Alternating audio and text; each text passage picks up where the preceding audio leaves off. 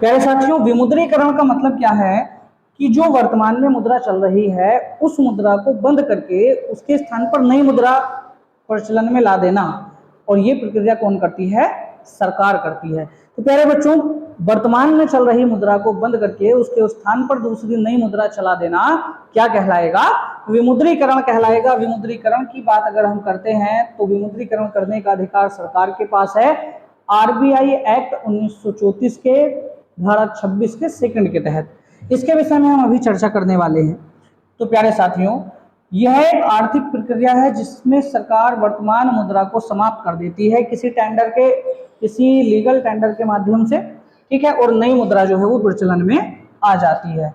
साथ ही पुरानी मुद्राएं जो है उनका मूल्य शून्य हो जाता है। जैसे 500 और 1000 के पुराने नोट जो थे वो बंद कर दिए गए थे 2016 को, ठीक, उसके स्थान पर जो नई मुद्रा आई वो प्रचलन में आ गई और जो पुरानी मुद्रा थी उसका मूल्य बच्चों शून्य हो गया था। तो कमेंट बॉक्स में बताएंगे कि 2016 में विमुद्रीकरण के समय नोटों को जमा करने की अवधि यानी कि कितने समय के अंदर अंदर पुराने नोटों को जमा कर दिया जाना चाहिए, वो अवधि कितनी थी? जल्दी से कमेंट बॉक्स में बताएंगे सभी बच्चे। प्यारे साथियों, अब विमुद्रीकरण होता क्यों है? तो विमुद्रीकरण का उद्देश्य क्या है कि काले धन और भ्रष्टाचारी पर रोक लगाना। काले धन पर और भ्रष्टाचारी पर रोक लगाने का सबसे अंतिम जो उपाय बचता है सरकार के पास, वो बचता है विमुद्रीकरण। अब अगर ऐसी बात है तो अब तक विमुद्रीकरण हुआ कितनी बार है?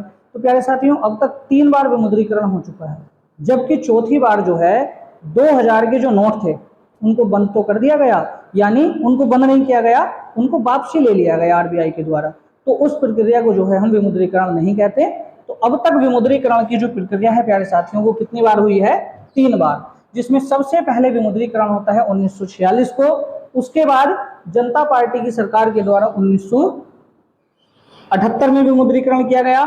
इसके बाद प्यारे साथियों बात करेंगे 2016 की, तो 2016 में विमुद्रीकरण हुआ। पहला विमुद्रीकरण जो हुआ था प्यारे बच्चों 1946 में, उसमें 500 रुपए, 1000 रुपए और 10,000 रुपए के नोटों को प्रचलन से बाहर कर दिया गया था और नई मुद्रा उस समय प्रचलन में लाई गई थी। तो ये था आपका पहली बार का विमुद्रीकरण। दूसरा विमुद्रीकरण जो हुआ वो मोरारजी देसाई सरकार में 1978 में किया गया और इसमें जो था प्यारे बच्चों उच्च मूल्य वर्ग के जो नोट थे उनको बंद कर दिया गया था और उनके स्थान पर जो है नए नोटों का प्रचलन मार्केट में हो गया था। तीसरे विमुद्रीकरण की बात करेंगे तो तीसरी बार जो प्यारे साथियों विमुद्रीकरण हुआ है वो तो आप सभी के सामने वाली बात है, आपने देखी है वो सारी चीजें। तो वो हुआ था आपका 2016 को, जिसमें 500 और 1000 के नोटों को बंद कर दिया गया था। अब उसके स्थान पर जो है, चूंकि विमुद्रीकरण में अगर नोट बंद किए गए हैं तो नई मुद्रा को प्रचलन में लाना पड़ेगा। तो प्यारे बच्चों 500 और 1000 के नोटों को, जो पुराने नोट थे उनको उस समय बंद कर दिया गया और उसके स्थान पर 500 और 2000 के नए नोट प्रचलन में लाए गए। ये था आपका तीसरा विमुद्रीकरण। इसके बाद अगर हम बात करते हैं प्यारे साथियों 2023 में 2000 रुपए के जो नोट 2016 में चलाए गए थे उनको वापसी की प्रक्रिया शुरू होती है, लेकिन इसके स्थान पर जो है कोई भी नई मुद्रा का प्रचलन नहीं हुआ, इसलिए इस घटना को हम विमुद्रीकरण नहीं कहेंगे, ध्यान रखेंगे बच्चों। अब यहां से देखो एक और क्वेश्चन बनने वाला है कि ये 2000 के नोटों की जो वापसी हुई ये किस पॉलिसी के तहत हुई थी बच्चों? तो इस पॉलिसी का नाम था clean note policy. Clean note policy. तो 2000 रुपए के नोटों की जो वापसी आरबीआई ने की प्यारे साथियों वो किस पॉलिसी के तहत की गई थी? क्लीन नोट पॉलिसी के तहत। प्यारे साथियों इसके बाद हम बात करेंगे कि जो लास्ट टाइम तीसरी बार विमुद्रीकरण हुआ 8 नवंबर 2016 को, उसका हम थोड़ा सा जो है रूपांतरण देख लेते हैं।